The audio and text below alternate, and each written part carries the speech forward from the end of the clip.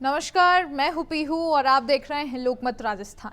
क्या अब मुख्यमंत्री के बयान भी सोशल मीडिया की ट्रेंड की तरह सुनाई देने लगे हैं? क्या राजनीति में रील और रियल की जंग शुरू हो गई है? दरअसल दिल्ली की मुख्यमंत्री रेखा गुप्ता ने पूर्व सीएम अरविंद केजरीवाल पर जोरदार तंज कसा है। उन्होंने कहा कि सारा दिन मेरी रील देखते रहते हो, थोड़ा वक्त पंजाब की जनता को भी दे दो। जो अब ट्रेंड कर रहा है, अब इसको लेकर सवाल यही है कि क्या यह सिर्फ मजाक या चुटकी है या फिर एक गहरी राजनीति का वार। और जब गुप्ता कहती हैं कि वह दिल्ली की बेटी हैं और किसी से नहीं डरती, तो आखिर यह बयान राजधानी की राजनीति में किस नए मोड़ की तरफ इशारा करता है?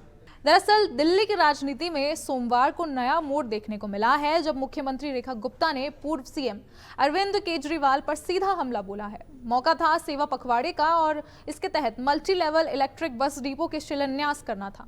तब मंच से ही गुप्ता ने व्यंग्यात्मक लहजे में कहा कि मैं केजरीवाल जी से कहना चाहती हूँ कि साहब, थोड़ा हमारे वीडियो, इंटरव्यू और रील देखना कम कर दो।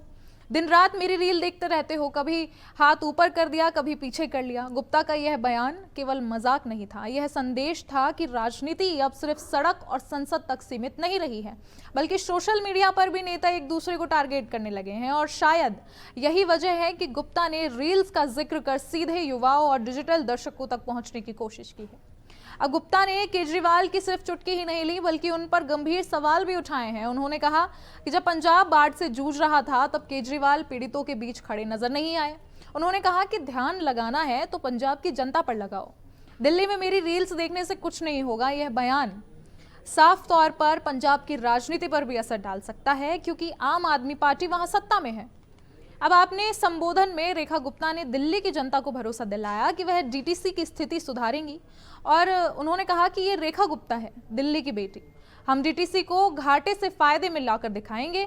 जो भी चीज आपने खराब हालत में छोड़ी, उसे हम सुधार कर दिखाएंगे।